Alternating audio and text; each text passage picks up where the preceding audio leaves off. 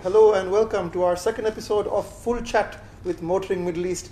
I'm Intishan Jado, this is Shazad Sheikh, and for the next hour, or maybe less, depending how interesting we are, we're going to be talking about what makes you a petrolhead, or rather, what defines a petrolhead. And after that, we're going to hopefully get to some of the questions that Shazad left up on our Facebook page. Man, we got a ton of questions yesterday. 100 plus questions. Over 100 comments. It was really fun. Can you see how many devices he's got? He's got an iPad. Can you show them your iPad? I wish I was like a Borg or something, and I wish I just had like loads of screens. He's like a Bond villain. Or he's That's what I need. I need to be totally plugged in, dude. I just need to be like, That Ghost in the Shell movie should have been about you. That's it. I just need like technology everywhere. Scarlett Johansson. And you don't look so good in the suit. I'm not a Scarlett.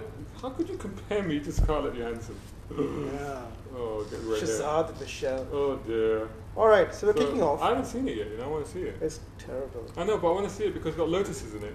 Watch the original animated thing. It's but I want to see the lotuses. I want to see the lotuses. This is how sad he is. He just will watch anything if there's a lotus in it. I don't care if it's a crap movie.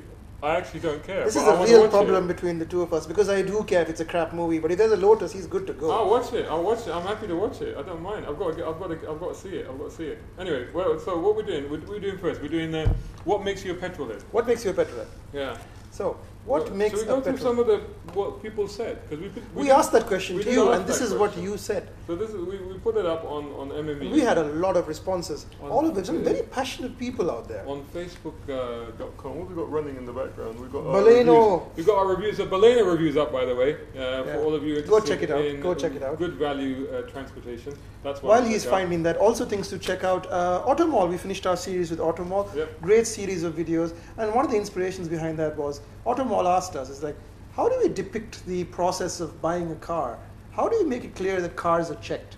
And a lot of people don't really understand what the car checking process is like. Or they think, they just go, they shine a torch, and then they send it out, and they whack 15,000 dirhams on the price. But it's anything but, is it?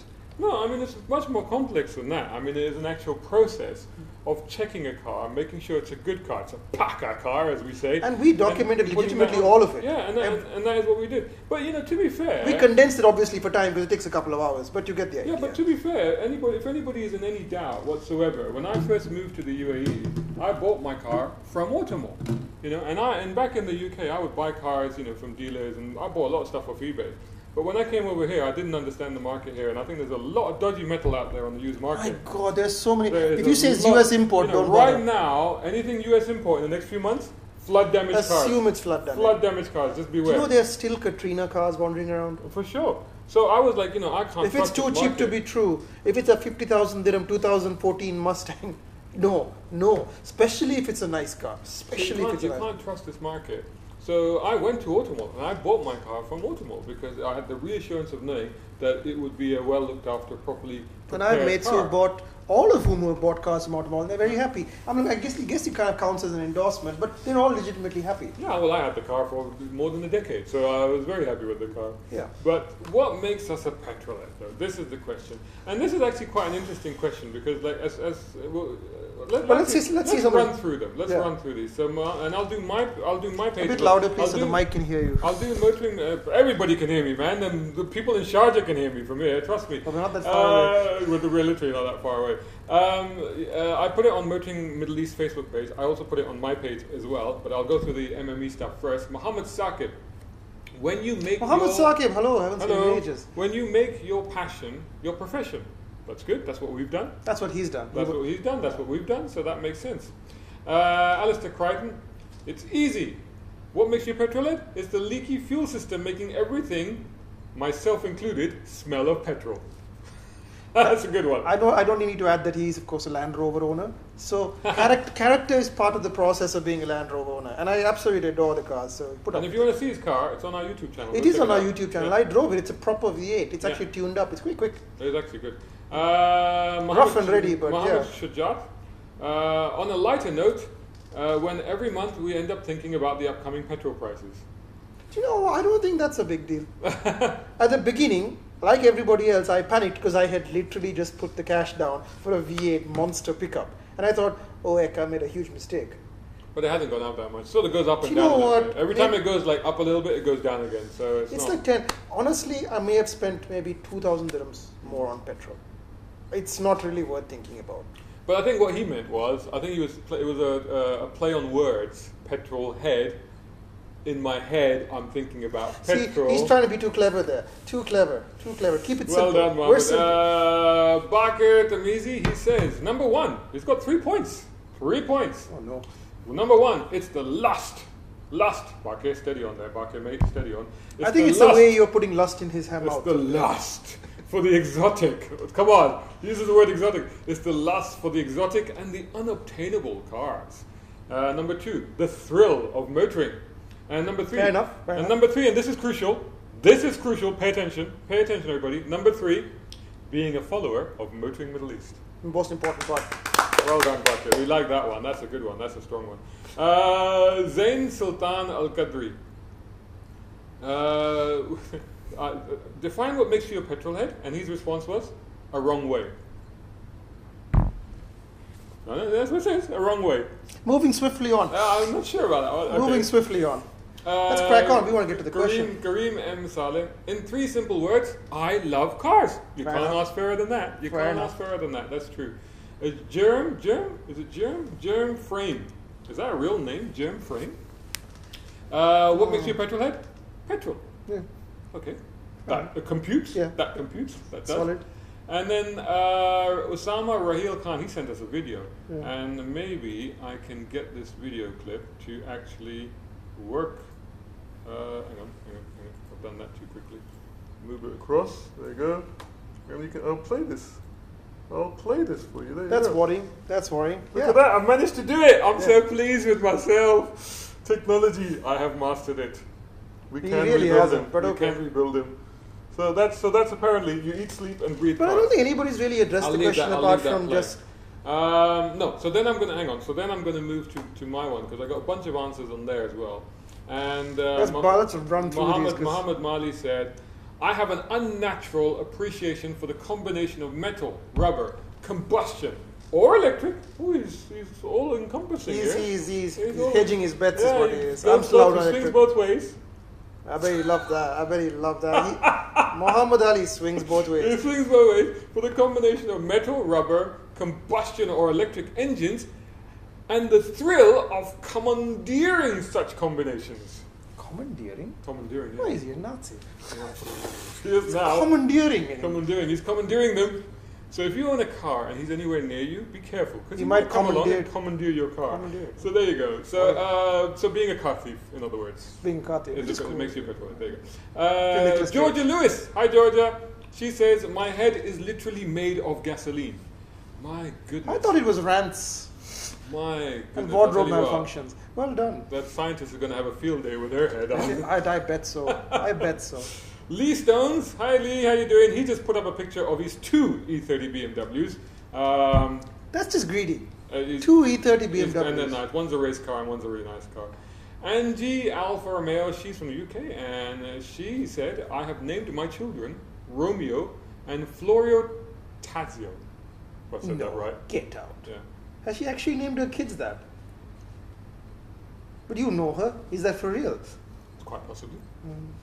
George Matthew, I have my own car club in the UAE for the love of cars. Which you Dodge should follow. Club. UAE Dodge Club. Very cool Yeah. guys. We like them a lot. They do a lot of stuff. They do a lot of events. I think they have an event coming up just now. Yeah. So Go check them out. Yeah. They're open to anything that isn't Dodges as well, but it helps if you have a Dodge. And Kamui Matani from Japan. He said, the fact that your own father tells you that you're obsessed with cars. He is obsessed with cars and Hondas. And he's massively built up S2000. I hope he made it to Japan okay, his S2000. I think, He yeah, shipped he all took the way it back back. with him, yeah. And then Jay's Racing is now rebuilding it. Fadi Judy, what he did is he simply posted a picture of a motorbike being worked on in his living room. So I think that's a good Hang one. on. Respect. That's not a car. Yeah, Petrolhead. We said Fair enough, Petrolhead. fair enough. You know, I mean, how Sketchy, but I'll how allow his it. mum lets him stay at home when he's bringing bikes into the living room on the floor. Is that a carpet? It's definitely on the floor, right next to Definite the sofa. petrolhead. Oh, dear. Also potential definite menace to society. And Drain the definitely- petrol. Definitely about to be kicked out as well. So Yeah. yeah, give him a home. Omen Jacob, the adrenaline through my veins gives me much more kick than the alcohol in my stomach. I don't know if we're allowed to say that, but that's what he said. That's what he said. Obviously, Obviously, he drank after he came home. So a night out with Oman is going down the petrol station. He ends up in the desert in the morning knowing Oman. Does he literally drink swig petrol, bottles of petrol? Yeah. I wouldn't be surprised at his age. He is the wildest man I know. And Rashid Amiri is inspired by his mum because he says that my mum knows what a K20 on an EP3 Type R is. Is it because of how much money you spent on your EP3 Type R? He's like, She's looking at that her bloody credit card K20. bills. This is going, what is K20? What is K20? Oh, nice one from Tom Tacker. So he says it's the never-ending curiosity of how so many manufacturers move people on four wheels down the road. The different designs from engines, transmissions, suspensions, and of course style. Some are ultra-reliable, some are fast in a straight line, and others handle any curve on the road, and yet others can manage any kind of driving surface. I love and hate them all. Yeah, fair enough. I'll go along with most of that. Well considered answer. Well considered. Saif bin, I don't know how to pronounce the rest of his name. Muhiri. Nadhad al-Muhiri. How you doing, mate? He of Honda NSX fame.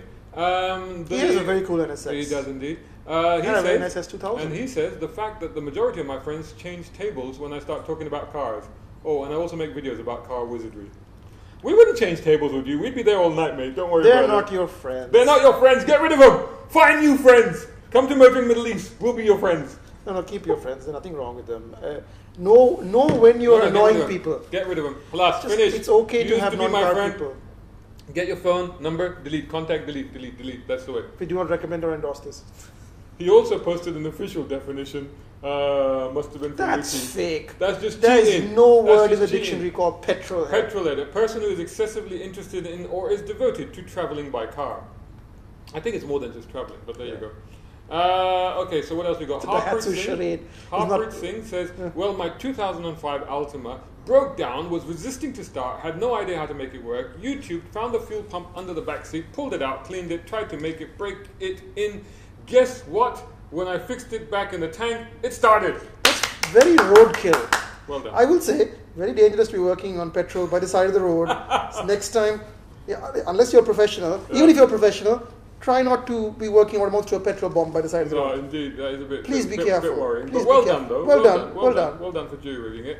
Mohammed Zeshan, love and respect for cars, and as said, I've got petrol rather than blood in my body. That's the second word, petrol running through blood. That's it. Is that a new sort of mutant? He says, I was into cars since the day I was born.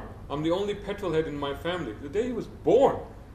Did he come out going bram bram instead Came of out sideways. Oh yeah, that's a good one. He came out sideways. Dab of Oppo.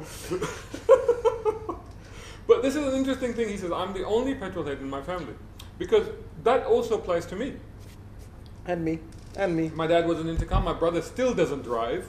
You know, I think my dad likes cars. Yeah, we owned a garage in Sri Lanka. So yeah, so there you go. That's where it comes from. Yeah. But for me, God knows where it comes from. God knows where it comes from. Ryan says, because cars fascinate me far more deeply than is normal or even healthy, both as objects as well as things you can actually play with. He's still talking about cars. This is very... He's still talking about cars, right? This is very Ryan thing to say. Are we keeping this clean? This is no. Let's go back to the video and quickly moving. Hang on, we've done that. We'll go back to ours. Go to the regular scheduled programming, which is Motoring Middle East on our YouTube page. Us. That's the Automall videos. If you want to go check them out.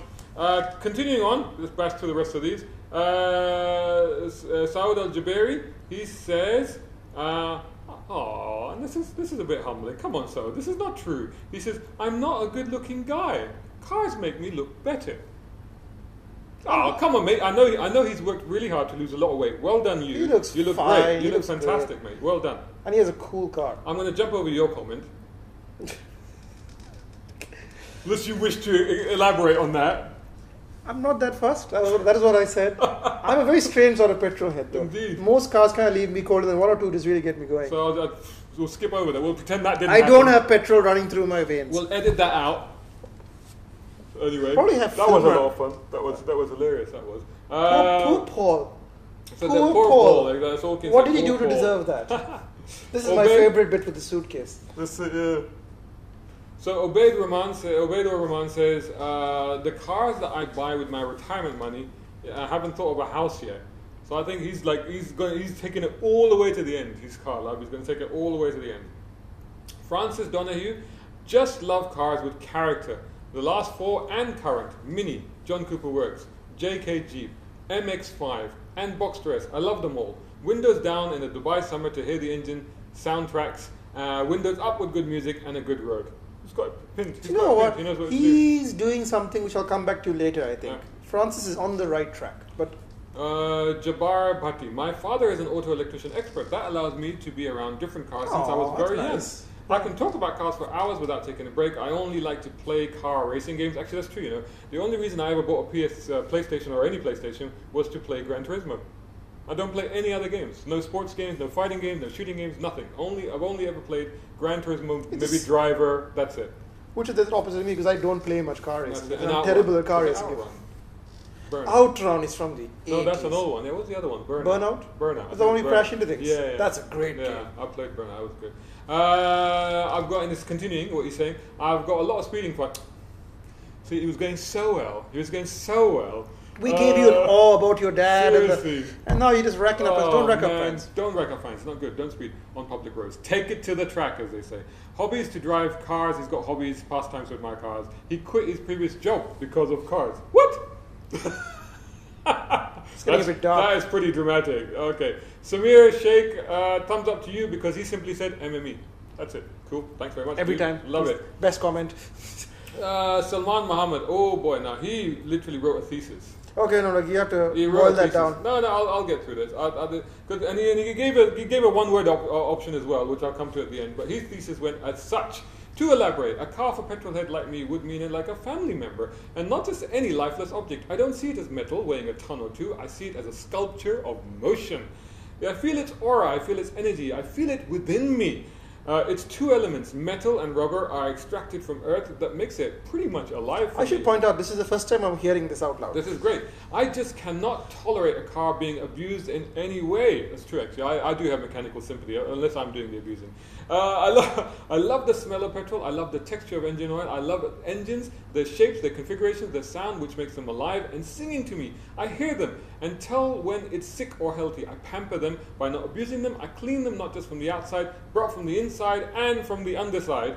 I had a minor accident once when the front end was damaged and had to be replaced. As silly as it sounds to non-petrol heads, I literally hugged my car over the bonnet in grief and must have even shed a tear just before it was being towed to the dealership. But next time, slow down. Yeah, don't crash. And missed her every day while she was being repaired. If that doesn't define me as a petrol head, then nothing will.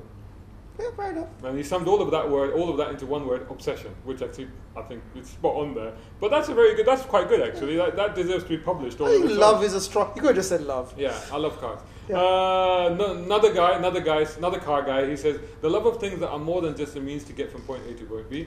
Mashari Al Rashid says from Kuwait. Hello. From Kuwait, hey mate. He says if I go into an empty detour with plenty of curves and corners, I go fast along a racing line, turning inside and leaving the outside track road.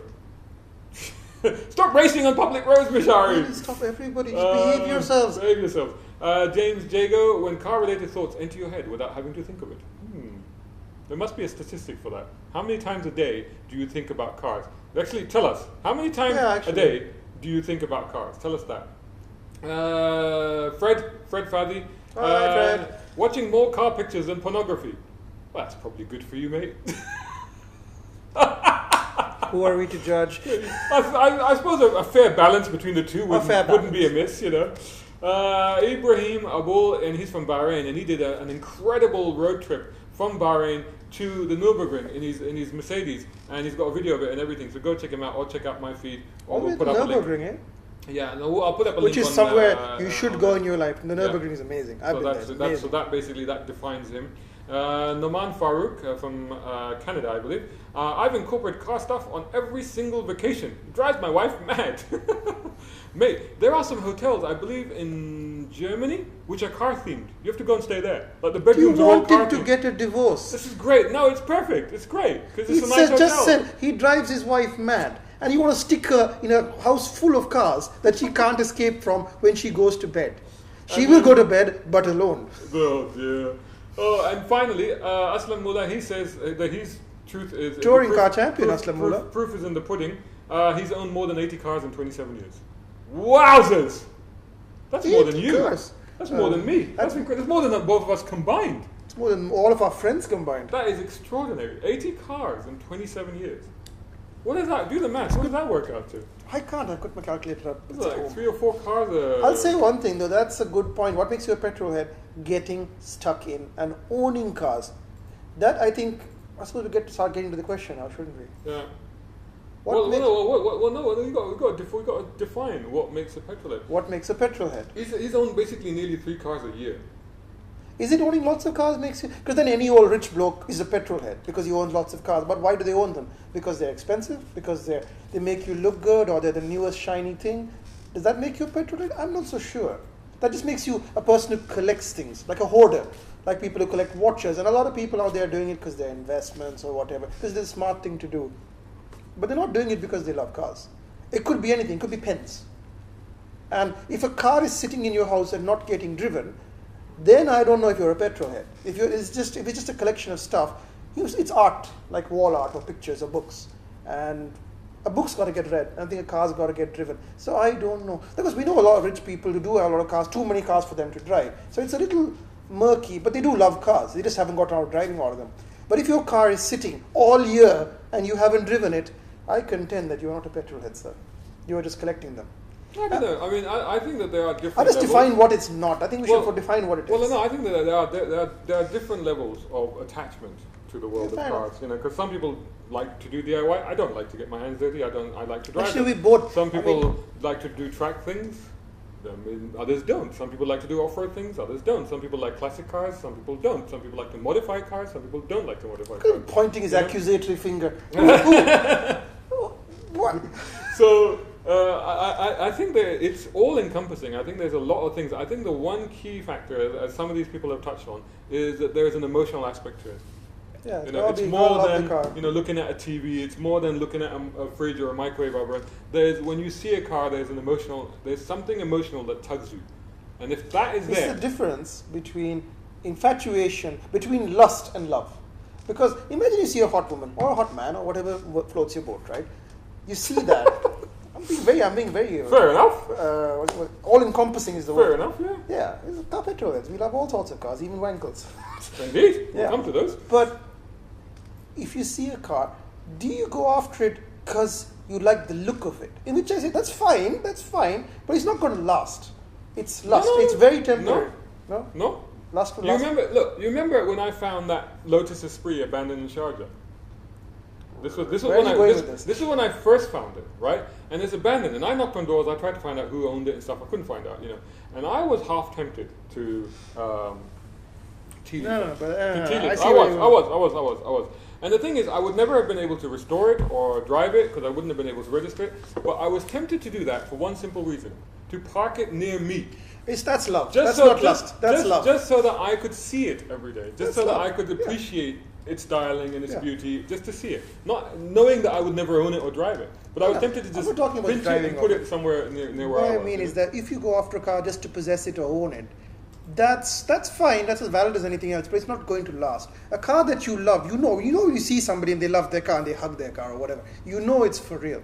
But people who like those kinds of cars, it won't last. After a couple of years, you get bored and you move on to the next thing. And again, that's valid. Makes you a petrolhead, but it's just different levels of it. Like the people who love their cars, you can tell, because they name their cars, for one thing. They do all sorts of weird stuff like that. They treat it with modifications, they presents, they upgrade it, they clean it. Some people just clean obsessively. Some people do all three. But I've cleaned. That's a good point, actually. There's one thing that I don't do here anymore, but I used to do back in the UK. Because it's pointless. It's very dusty. That's also very hard. But like, there was nothing more satisfying than a Sunday morning spent washing your car, waxing it, polishing it, cleaning the wheels, cleaning the tires, cleaning the interior. That's the word though. Is your car a person? Is it a her or a him or whatever? Do you give it a gender? Because if it's an it... I actually don't. I don't. I know some people name cars. I don't name cars. But do you call it him or her? But I have conversations with cars. But is it a him, her or it? I had a lot of conversations with my old Ford Cortina and they were mostly full of swear words. It's a Cortina, I can understand that. Yeah, mostly it wouldn't start or it would break down, and we had a lot of exchanges at that time. I know that feeling. I used to have a BMW M3. And every day I would pray, no warning lights. Yeah. Pray. And it was like a good day if nothing started up with a red light. Yeah. No, I mean, I think it's... Still loved it though. Still loved it. I mean, I think it's a difficult one, and I think it's something that... Do you love your car? The simplest version of this. Well, we all know whether we are a petrol head or not. Yeah, but okay. I think I know where we're heading with this. Is how do we know people who aren't petrol heads? And I think it's people who pose next to them. And here's my thought, right? A car doesn't make you cool. No matter how nice the car is, it could be a Ferrari, it could be a vintage car, it could be a supercar, it could be an off-roader, it could be a goddamn jet. It doesn't matter. It doesn't make you cool. Standing and taking a pic next to it, or if you get out of the car, nobody's going to go, who are you? I think you make the car cool. That's my theory. No matter who you are, you may think you're nobody, you may think nobody knows who you are, but you, if you're a person and you're really in love with it, it'll show and you make that car cool. But just getting out of a Ferrari, I think, is not doing it for me anymore. I don't think that person's cool, that person's a petrol. I don't assume that. Once again, staying on script, I completely disagree with you. Because I think the car does make you cool, and I think that there's an aspect of where... Oh, it's going to be something about bloody Lotuses again. No, I think you're defining yourself, because if you're somebody that needed a car and went and bought out the first car that you saw where it was in a nice color and it was a good deal and the salesman was nice, then you're not a car person. You're just somebody who's gone, I needed a car. It's like a laptop. Yeah, Do you have a relationship with your laptop? Exactly. I needed a laptop. There was a good deal. I had enough RAM. I bought it. That's it. And that's how you didn't have enough RAM. No, this one definitely didn't. But if you hadn't, if that's the way you bought the car, that is it. But if you took time to think about your car, to research it, to go around, to examine it, to test drive it, to get a feel for it, to, you know what, just spend 5 minutes sitting in it quietly going, is this the car for me? Then I think all of that makes you a car guy. And I think the fact that if I meet somebody, because we often, as petrolheads, we often remember people by cars. Certainly I have a terrible memory for names and faces and stuff like that. He doesn't know who he's talking to. Half the time. And then somebody says, yeah, he's the one with the Mustang. I'm like, I know who you are. I'm like, oh yeah, I remember you. And I often recognize people or identify people by their cars. And often because the cars have an influence on me on how I then perceive that person. It's true, actually. And certainly when you say you make the car cool, I don't, because I'm not cool. But if I have a cool car, then when I bought a Supra back in the UK, the Mark II Supra, that car made me cool. Because all of a sudden I had this sleek car with pop-up headlights, to me, and I was like, whoa. There's going to be a revelation here. I don't really find that Supra cool. But after you drove it, it became cool. Otherwise, it's just an old Toyota. But similarly, like, back in college, I had a Lancia Prisma. Nobody even knows what a Lancia... That's such an uncool car. No, nobody even knows what a Lancia Prisma was, but when they saw it, and it was in gunmetal grey metallic with an Alcantara interior, and people saw the car and they thought, this is a cool car. And then suddenly they looked at me different. Do you know what I mean? It was like, suddenly I was like, oh man, you didn't just go out and buy... Look at that git, he's bought a Lancia. Yeah, he's going to be by the side of the road a lot. You didn't just buy a Ford Escort or something, but you went out and you bought this. You should have bought this. And then you stood on the side of the road a lot because it kept breaking down. But that's by the by. That's by the by. It didn't break down as soon as you left the showroom. It broke down once when I was passing the showroom where I actually bought the car. That's actually a true story. This is actually a true story. This was on the Western Avenue. I bought the car from H.R. Owen, which used to be the Lancia dealer at the time, and it's a very luxury upmarket dealer. And the car literally broke down on the Western Avenue in front of the dealership. That actually happened to us when we were testing it. We were testing a car once, and it had a severe problem, and it happened to break down on the opposite side of the road to the dealer where we picked it up from. Yeah. So we just turned around and somehow got the thing gasping and wheezing into the showroom. And they were like, what's wrong with it? And like, everything. It doesn't go. That test was very short. That was very short. No, we had to wait till another day to get the car back. But we were different. I don't know the same car I went back, but yeah. I can't remember. But so I think that's pretty much we've got it there. Finger poking away there. This is strong pornography. That is just love right there. That is just lust right there. That is no looking. Do you know that's just rude. That is a cool car actually. I drove that and I was like in a bit of a funk, and I drove it and I'm like, this car wakes you the hell up. Evoras are great. And they've got it right now. And we're back with part 2. We've had a little break there. But you wanted to just wrap up with another point about what doesn't make you a petrolhead, I think to maybe explain my earlier point about expensive cars. And if you're buying a car just to show off, I don't think you're a petrolhead. If you're buying a car just to fit in with a crowd of people and all that, that's not the way forward. You should buy a car because you genuinely love that car, not because you're lonely and need some mates. or because you have a lot of really expensive cars in your collection and you just want to go and show off to people. I don't think that makes you a petrolhead.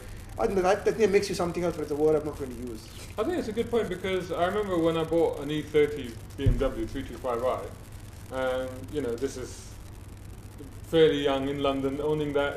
For a lot of young guys are buying those because they want to show off. I know what they were thinking when they saw you. They were like, and then when they see, and I was almost embarrassed to have that car because I didn't buy it for that reason. I didn't buy it to do that whole thing. I bought it because I liked it and I enjoyed driving it, and I thought it was a really well put together car and it was really well engineered car. When the recession happened, the last recession, so to speak, that's when I bought my M3. And I bought that M3, and a lot of people are like, wow, you had an M3, had a proper E36 M3 Evo. It doesn't look like the sort of person that, but I had one of those cars.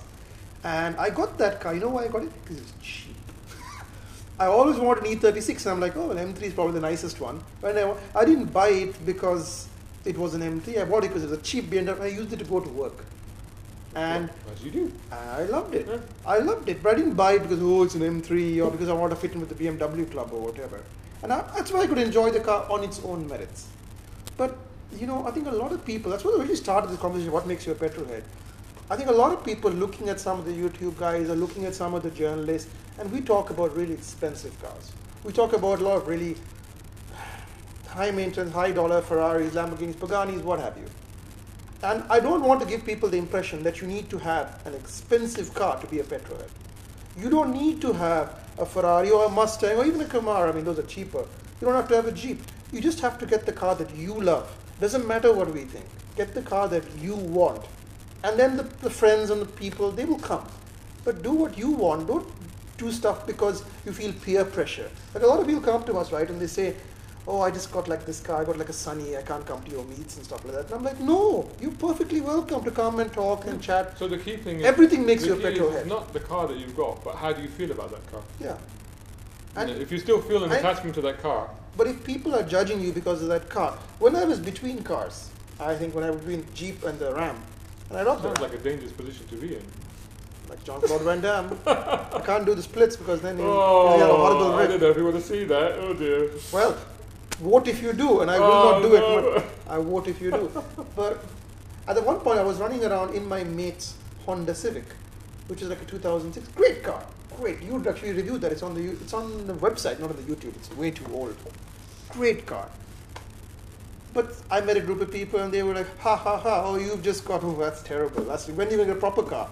And then I realized they weren't really my friends because they were just judging me by the car. So it goes back to what I was saying earlier to the chap who said they've changed tables. Get rid of your friends. Get rid of your friends. If people are laughing at you because you haven't got the right car, you want to think about your relationship. This is quite deep. We're having this very emotional conversation. Seriously. We're helping you. This is counselling. Welcome to Motoring Middle East Therapy Session. We accept everybody. Tell us your name. Wear this sticker on your left, above your left breast. And right, okay, I think we've covered what makes a petrolhead. Basically, what do we sum up? It's love. It's an emotional attachment. Do you love your car? Yeah. That's all that matters, and nothing else matters. Not the groups, not the friends. Do you see a car as more than just a bucket of bolts and mechanical pieces and stuff? If you see it a bit more than that, then and you have an emotional connection to it. Yes. If you believe that cars have souls, which I do, then then you're a petrolhead. Yeah, that's it. Nothing else matters. Strip everything else aside, and that's it. Okay. So finally, wrap up. Came the end. So I put up a post last night, which was basically ask anything on the Motoring Middle East Facebook page, and we had a bunch of questions. We won't have time to go through all of them, but we'll pick up on some key ones here.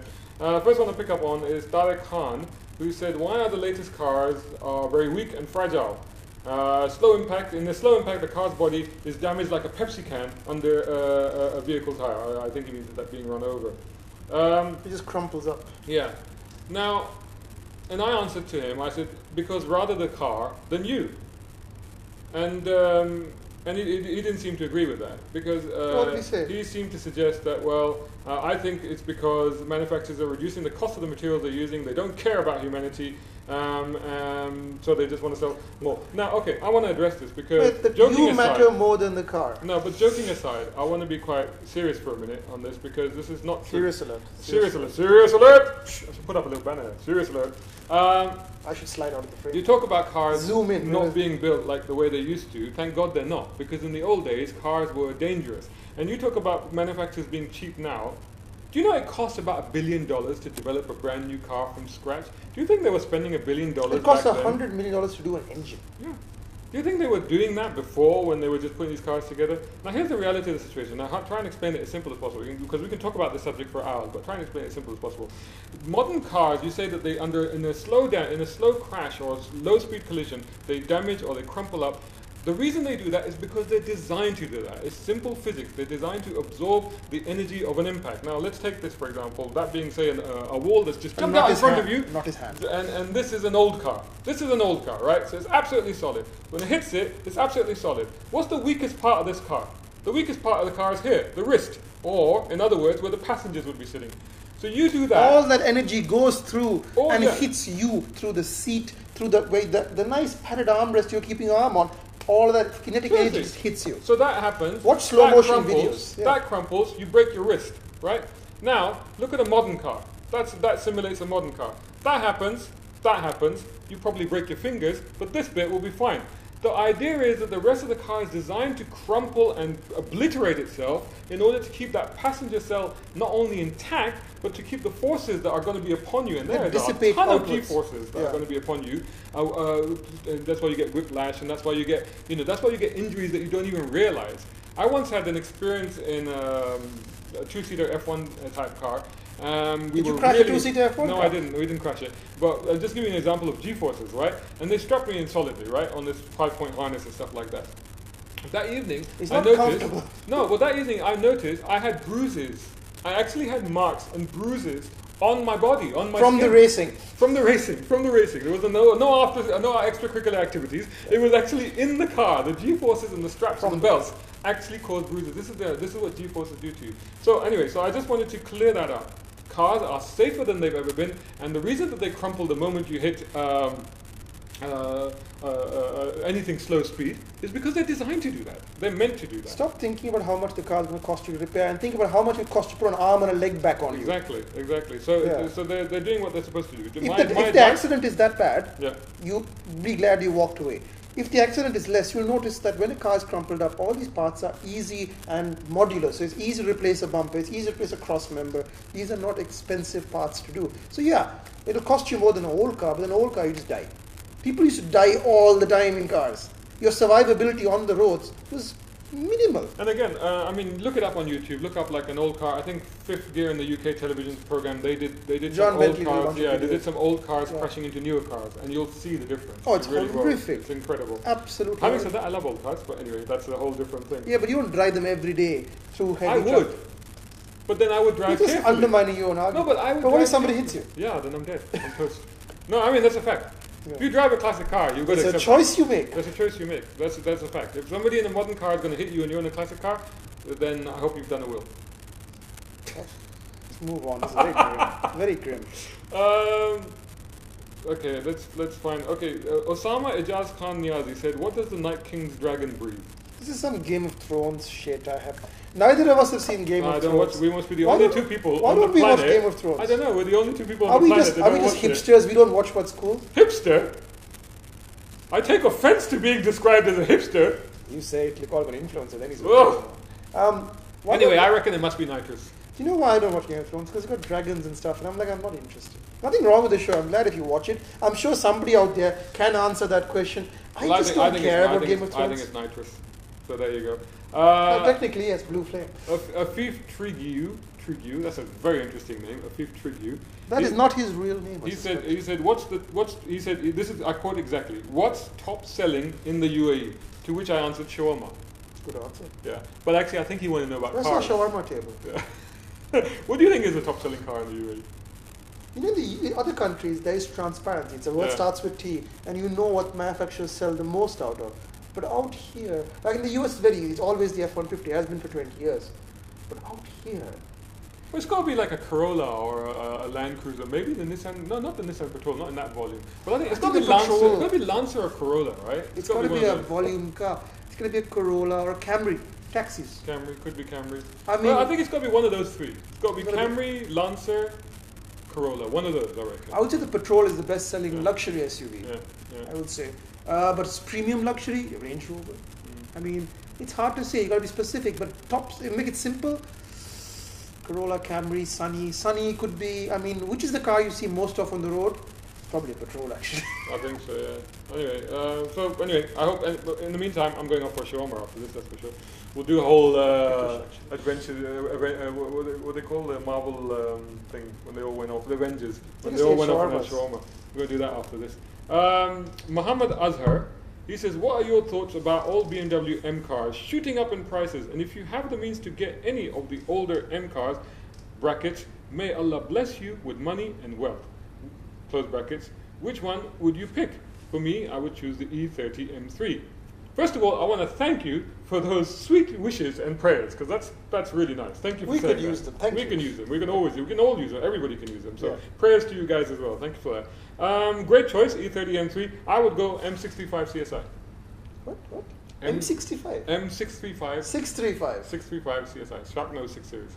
Actually, you haven't answered the first part of the question. What do you think of current M cars? I think current M cars are not. Oh, they are shooting up in prices. They are. Yeah. They're going up in value for sure. Not all of them. You have to watch out and see which ones are going up. Like E46 M3s are going up.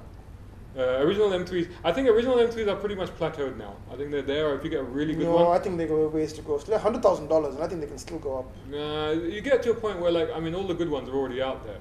But I think some people are starting to look at newer ones now. So I think E46s, I think definitely. No, look at 911s now. They're all $100,000 cars. I'm going to E46 M3 because I love the E36. It's one of my favorite. I loved it. Pure car, beautiful thing. But the E46 has the benefit of being the same drivetrain, very practical as the car. You could use it every single day. Pretty horrendous maintenance, and this is not a debate. This is not a debate. BMW is at that age. The stuff that goes wrong is expensive and esoteric and requires a specialist. And in the 6 Series, definitely, yeah. But, and they rust, 6 Series rust, which is what put me off buying them originally. The E46 is beautiful from every angle. It is perfect to look at, so that's why I pick it. But the 635 is also beautiful. I mean, you know what? I wouldn't go an M car. I love late 80s 7 Series. Yeah. Those are beautiful cars. No, but definitely. I think old German cars, but again, they all rust a bit. They're all a bit finicky. The parts are getting expensive because they made them in such numbers. But M cars, we've driven the E30 M3. It's good. It's good, but it wouldn't be my choice. I want to get to Ahmed Al-Numeri, who was a very interesting question, quite a deep philosophical question. It's quite a deep philosophical question. Yeah, this is really good. And he said, if you were to choose a car for free, but the only catch is that if you turn on the ignition, you would lose it forever, what would it be? It's a car that's pretty. It's a car that's pretty. Yeah. I think I actually answered that question earlier. Well, what's your answer? Well, when I talked about pinching that Esprit just so that I could look at it. And I think if you told me that you can have this Esprit but you can't drive it, I'd still have it. I'd have it just so that I could look at it. I know what I have. But I was thinking about it. I read the question last night. I was like, what would I do? And it's a car that I saw in real life, but I never want to drive. I don't know if you can pull this up, but it's the round door Jonquille Rolls Royce. It's the only one of its kind. It has a hell of a story. It was bought by a lady for her special friend. And then it got sold, got lost, I think in the 50s or 60s, changed hands a few times, ended up in a traveling circus. People paid like $5 to go and sit in it, take pictures. Very sad story. But at some point it ended up in Japan in the 90s, it got restored properly. So what was it? If you just go round door Rolls Royce, you know this car when you see it. It is the only round door. It was made by a company called Jonquille, which is still around, and they make buses now. Rolls Royce. See, I'm typing. I'm typing behind my back. See, I can't see what I'm typing. Pull up the images. This is the car. There you go. I remember. There it is. Ta-da! Oh, that is beautiful. Well, go for the bigger picture. It's in the Peterson. You can see that's the view image. There you go. That's beautiful. A stunning car. I would look at that. I imagine it's pretty terrible to drive. It must drive like a truck. It was rebodied. It is the only one of its kind. And as a car that has only one of its kind, it has a special story. And today it has a power. When you see this car... But the doors are literally round. They're literally round. How do you get into a car with road door? Look how it opens, because it has to leave a gap on the other side just so that it can open. It's immense. It is the size of a truck. But it is a stunning car. I don't ever want to drive it, because if you look on YouTube, we'll put a video of somebody driving it. It looked like a colossal ball ache. I mean, I don't I think don't know you say that, but I was watching Goodwood Racing, Goodwood Revival. You don't see how many racing was going practice on. runs they had And before. oh my God, I mean, I was in 1928, tiny little Fraser Nash Saloon, 1928, in the wet yesterday, and he's just drifting it around the corners. But some cars are not Unbelievable. meant to be driven. This car is meant to be stared at, and this is beautiful. All right, well, there's his answer. That's a good answer, actually. I'll give you that one. That is actually very good. You thought I was going to say some DeLorean. Or Yeah, no, that's pretty good. No, because I want to steal it. So, We might have to stop because we're running out of battery. So how long we got? 2% of battery. So give us a short cut and we'll be back. And we're back. So yeah, we're running short time. So we'll run through the rest of the questions. Come on, man. Quickly. Why the hell are we, this is from Omar Osama Helmi. Why the hell are we not getting the Ford Focus RS? I don't know! Why aren't we getting it? I wish we were getting I want one. It's a great car. But you know what? Listen, people. You always want the most expensive one. It can't just be a regular Mustang. It's got to be the GT 500. Yeah, get the Focus ST. What's wrong Get with the that? Focus ST. It's very fast. Listen, I think we're both in agreement here. We don't need four-wheel drive. The two-wheel drive car is plenty fast. And that drift mode thing, I think It's that's all that's gimmicky, not really, man. it's a bit of a gimmick, that thing. I think the 2-liter EcoBoost is a hell of a lot of fun. It's a light car. It's so cheap to buy. It's 105,000 dirhams. Or second hand, it's Have even they put it up? 105,000 dirhams. I thought it was 99. They 99. pre-vatted I thought it. it was 99. Oh, Yes. maybe. But then again, second hand, they're a hell of a bargain. You go to Altar's used approved section, which is all new, you'll find cars for between 60 to 70,000 dirhams. Well, they had one in Automobile for 70, didn't they? Yeah. Yeah. And if you find the second hand market, I don't know why the Focus ST didn't do better in the second hand market. It's very cheap. No, it's a good car. I would buy that. But yeah, RS, I would like to see that here because it is a great car. Yeah, but you know what? Go down to, see, this is the thing. Don't tell us this. All of you lot, go to the dealer. If enough people tell the dealer, because dealers have no issue. If they think they'll sell enough cars, they'll bring them in. So if enough of you go down there and make a noise, maybe they will. Go make some noise. We make noise as much as we can, but there's more of But you. you guys spend the money, so you have to. Rocky VT, when is the Durango SRT coming to Dubai? I would say after the motor show. After the motor. So next year, first quarter next year. Salman Muhammad, why do most petrol heads hate rotary engine? I don't know, I like a good wankle every now and then.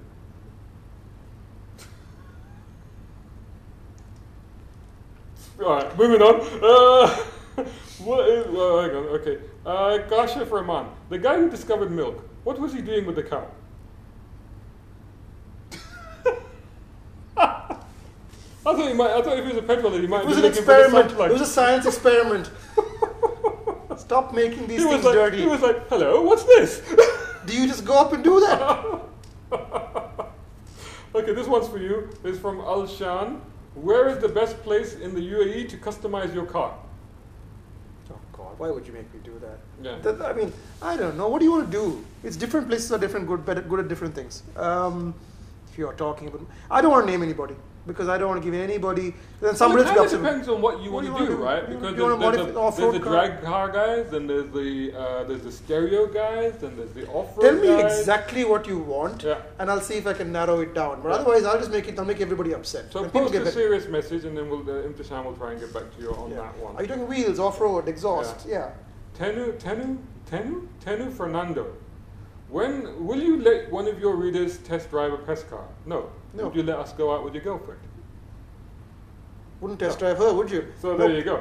There are legal reasons why we don't do that. We sign forms and waivers. To be fair, They there are don't just. insurance reasons. They wouldn't let you test drive the freaking space shuttle, right? So it's the same way. We're professionals. Yeah, so it's a bit more tricky than that. We like you, but you know. This is from Tanishq Chauhan. Do people in the Middle East really drive cars on two wheels with rocket launchers as shown on the internet? Yeah, all the time.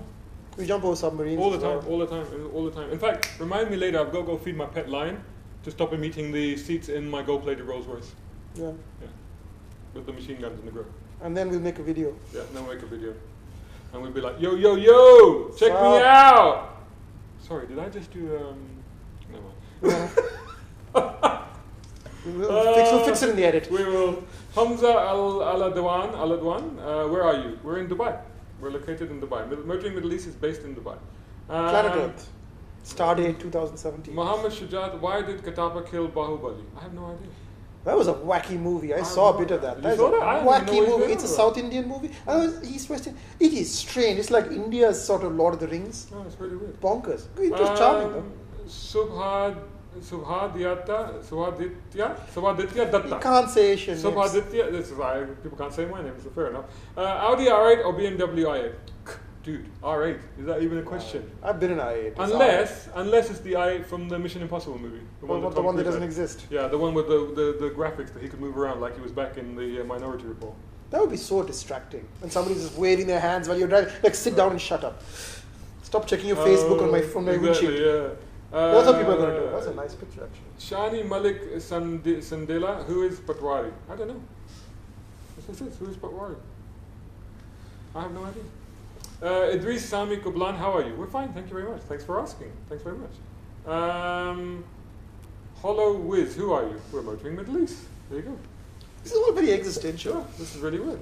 And there's somebody else saying, "What's up, buddy?" Oh, usual.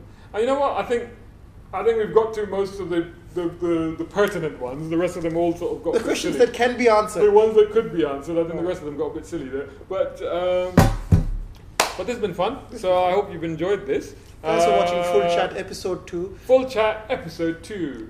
You've seen us on YouTube. Follow us on Facebook. This video will go up on Facebook as well.